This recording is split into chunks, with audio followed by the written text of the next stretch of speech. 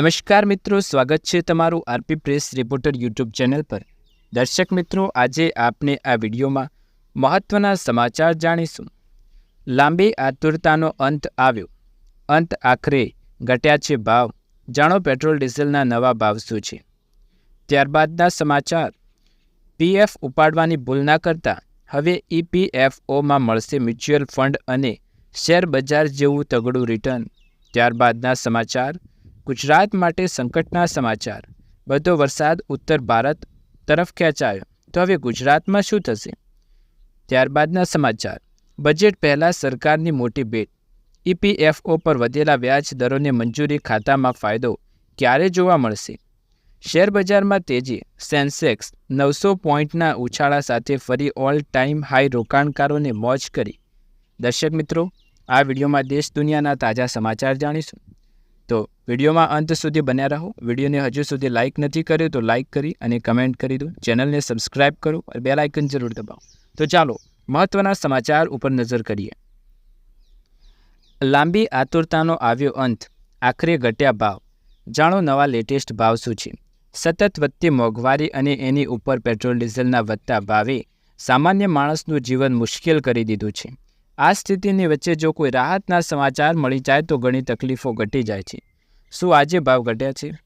તો આવો જાણીએ પેટ્રોલ ડીઝલના લેટેસ્ટ ભાવ શું છે। ભારત સરકાર પણ પેટ્રોલ ડીઝલના વધતા ભાવ અને તેના લીધે વધતી મોંઘવારીથી ચિંતિત છે। એ જ કારણ છે કે ઇલેક્ટ્રોનિક વાહનો એટલે એવી સેક્ટર પર ભાર મૂકવામાં આવી રહ્યો છે। આ સાથે જ સીએનજી વાહનોની સંખ્યામાં પણ વધારો થઈ રહ્યો છે। જ્યારે જોઈએ કે વખતે લાંબી આતુરતાનો અંત આવ્યો ખરા, પેટ્રોલ ડીઝલના ભાવ બદલાયા છે, તો જાણીએ કે આપણે કંઈ ફાયદો થયો ખરા। પેટ્રોલ ડીઝલના ભાવ આજ રોજ નવા ભાવ જાહેર કરાયા છે। રાજ્યો અને તેના વિવિધ શહેરો વચ્ચે ભાવમાં સામાન્ય ફેરફાર જોવા મળ્યો છે। લેટેસ્ટ લિસ્ટ મુજબ પેટ્રોલ અને ડીઝલના ભાવમાં એક સરખા છે અને અહીં કોઈ ફેરફાર થયો નથી। જો કે માર્ચમાં સેન્ટ્રલ ઓઇલ કંપનીઓ દ્વારા પેટ્રોલ ડીઝલના ભાવમાં સુધારો કરવામાં આવ્યો હતો, પરંતુ ત્યારથી કોઈ સારા સમાચાર મળ્યા નથી। 12 જુલાઈ ઓઇલ કંપનીએ પોતાની વેબસાઇટ પર પેટ્રોલ ડીઝલના ભાવ અપડેટ કર્યા છે।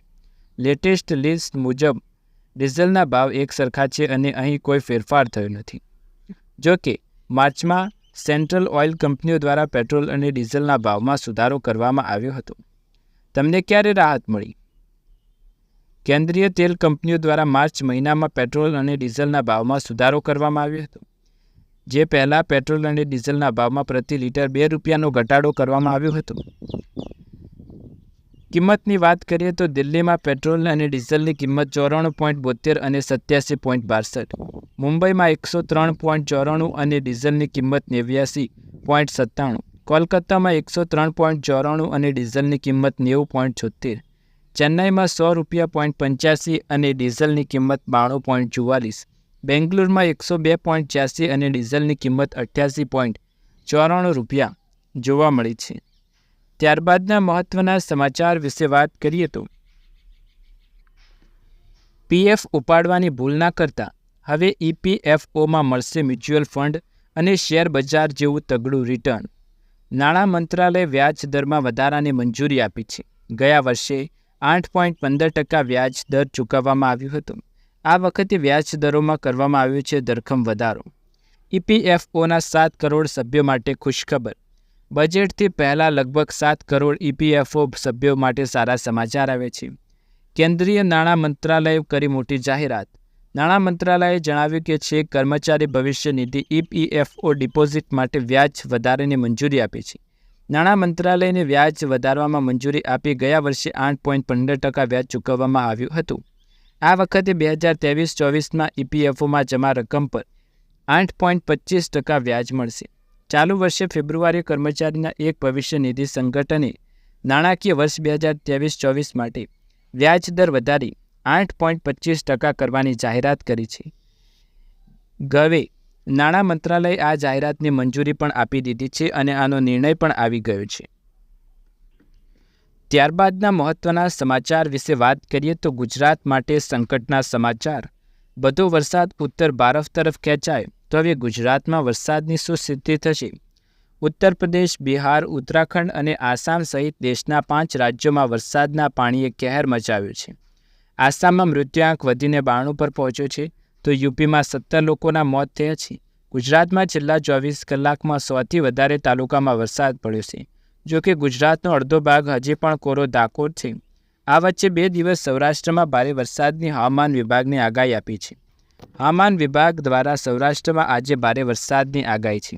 દક્ષિણ ગુજરાતમાં મધ્યમથી ભારે વરસાદ આવી શકે છે, તો અમદાવાદમાં પવન સાથે વરસાદી ઝાપટા પડી શકે છે. અમદાવાદમાં આગામી 4 દિવસ હળવા વરસાદની સંભાવના છે. મહત્વનું છે કે રાજ્યમાં મોન્સૂન સક્રિય છે, પરંતુ વરસાદી સિસ્ટમ એક્ટિવ થઈ નથી રહી, જેના કારણે વાદળો તો ઘેરાયા છે, પરંતુ વરસાદ નથી પડી રહ્યો. વરસાદની સિસ્ટમ ઉત્તર ભારત તરફ ખેંચાઈ જતાં રોજ વાદળો બંધાતા છતાં અપેક્ષા મુજબનો વરસાદ નથી આવતો અને વાતાવરણમાં બસ ગરમી જ વધી રહી છે. ગુજરાતમાં કેટલા ગાયબ થયો વરસાદ? અંબાલાલની આગાહી શું બોલી રહી છે? ગુજરાતમાંથી ગાયબ થયેલા વરસાદ વચ્ચે આગાહીકાર અંબાલાલ પટેલની આગાહી સામે આવી છે. અંબાલાલ પટેલે વધુમાં કહ્યું કે આ ઉપરાંત અમદાવાદ અને ગાંધીનગરમાં વરસાદ નહીં થવાનું કારણ અરબ સાગરનો ભેજ નબળો છે. હાલમાં ચંદ્ર, બુધ, ગુરુ અને શુક્ર ઉત્તર ભારત તરફ કાર્યરત છે, જે કારણે લાવશે. 12થી 14 જુલાઈ સુધી મહારાષ્ટ્રમાં ગ્રહો કાર્યરત રહેશે. 15 જુલાઈ સુધી પવનવાહક ગ્રહો હોવાથી બંગાળના ઉપસાગરમાં હલચલ જોવા મળશે અને વરસાદ ક્યારે થાય તેનું કોઈ ડિસિઝન નક્કી નથી. દર્શક મિત્રો, ત્યારબાદના મહત્વના સમાચાર વિશે વાત કરીએ તો બજેટ પહેલાં સરકારની મોટી ભેટ. ઈપીએફઓ પર વધેલા વ્યાજ દરોની મંજૂરી, ખાતામાં ક્યારે આવશે પૈસા? ફેબ્રુઆરીમાં કર્મચારી ભવિષ્ય નિધિ સંગઠન એ જાહેરાત કરી હતી કે નાણાકીય વર્ષ 2023-24 માટે વ્યાજદર ગત વર્ષના વાત કરીએ તો ઈપીએફઓ ઇન્ટરેસ્ટ રેટ. કેન્દ્રીય નાણામંત્રી નિર્મલા સીતારમણે 23 જુલાઈ મોદી સરકારનું પહેલું બજેટ 3.0 રજૂ કરશે. અગાઉ સરકારે નાણાકીય વર્ષ 2024-25 માટે ઈપીએફ પર 8.25% વાર્ષિક વ્યાજદરની મંજૂરી આપી હતી. આ વર્ષે ફેબ્રુઆરીમાં કર્મચારી ભવિષ્ય નિધિ સંગઠન ઈપીએફઓને પણ જાહેરાત કરી છે. આ પૈસા ખાતામાં ક્યારે આવશે તેની વાત કરીએ તો ઈપીએફ સભ્યો માટે વ્યાજ દર ત્રિમાસિક રીતે જાહેર કરવામાં આવ્યા નથી. સામાન્ય રીતે વાર્ષિક વ્યાજ દર નાણાકીય વર્ષના અંત પછી આગામી નાણાકીય વર્ષના પ્રથમ ત્રિમાસિક ગાળામાં જાહેર કરવામાં આવે છે. આ રીતે ઈપીએફ સભ્યો માટે નાણાકીય વર્ષ 2023-24 માટે 8.25%નો વ્યાજદર પહેલાં જ ભારત સરકાર દ્વારા મંજૂરી કરી દેવામાં આવ્યું છે. ઈપીએફઓએ વધુમાં જણાવ્યું કે નવા વ્યાજ દરની સૂચના આપ્યા પછી સુધારેલ દરો પર વ્યાજ ચૂકવણી વર્તમાન અને બહાર જતા સભ્યોને કરવામાં આવી રહી છે. આ રીતે 23 લાખથી વધુ ક્લેમનું સમાધાન કરવામાં આવ્યું છે અને નવા વ્યાજ દરે નાણાં ચૂકવવામાં જલ્દી જ આવશે. ત્યારબાદના મહત્વના સમાચાર વિશે વાત કરીએ તો શેરબજારમાં તેજી. સેન્સેક્સ 900 પોઈન્ટના ઉછાળા સાથે ફરી ઓલ ટાઈમ હાઈ રોકાણમાં. Stock market update. શેરબજારમાં શુક્રવારે જોરદાર તેજી આવી અને સેન્સેક્સ પહેલીવાર 996.17 પોઈન્ટ પર ઉછળીને 80,893.51 પર પહોંચી ગયું છે. શેરબજારમાં તેજીનો માહોલ. કયા શેરોમાં ઉછાળો જોવા મળ્યો? મિડકેપ, ટેકનોલોજી અને એફએમસીજી શેર્સમાં ઉછાળાના પગલે સેન્સેક્સ અને નિફ્ટી રોકેટની ગતિએ આગળ વધી રહ્યો છે. તમે આ સમાચાર જોઈ રહ્યા છો ત્યારે નિફ્ટી 231.75 પોઈન્ટ ઉછળીને 24,547.70 પર ટ્રેડ થઈ રહ્યું છે. મિડકેપ સેગમેન્ટના બુલિશ ટ્રેડ જળવાઈ રહ્યો છે. સતત 5મા ટ્રેડિંગ સેશનમાં મિડકેપ નવી રેકોર્ડ ટોચ નોંધાવી છે. ગઈકાલે દેશની ટોચની આઈટી કંપની ટીસીએસના જૂના ત્રિમાસિક પરિણામો અપેક્ષા કરતાં વધુ સારા હોવાથી આજે આઈટી અને ટેકનોલોજી શેર્સમાં લીલો રંગ જોવા મળી રહ્યો છે. હવે ઇન્ફોસિસના પરિણામ પર જાહેર કરવામાં આવશે. આજે ઇન્ફોસિસની કિંમતો પર રોકાણકારોની નજર જોવા રહેશે. આ શેર પર રહેશે ફોકસ. સપ્તાહના છેલ્લા સત્રમાં આજે આરસીએફ સ્ટોકના ફોકસમાં રહેશે. કંપનીના બોર્ડે ₹515 કરોડના પરચેઝ ઓર્ડરને મંજૂરી આપી છે. આ સિવાય આઈટી સ્ટોક્સમાં ટીએસસી પણ ફોકસ રહેશે. કંપનીએ ગુરુવારે ચાલુ નાણાકીય વર્ષમાં પ્રથમ ત્રિમાસિક ગાળાના પરિણામો જાહેર કર્યા છે. એપ્રિલ-જૂન 2024 ક્વાર્ટરના નાણાકીય પરિણામો જાહેર કરતી વખતે ટીસીએસએ જણાવ્યું હતું કે સમીક્ષા હેઠળ સમયગાળા દરમિયાન તેની આવક 5.4% વધીને ₹62,613 કરોડ પર થઈ જશે.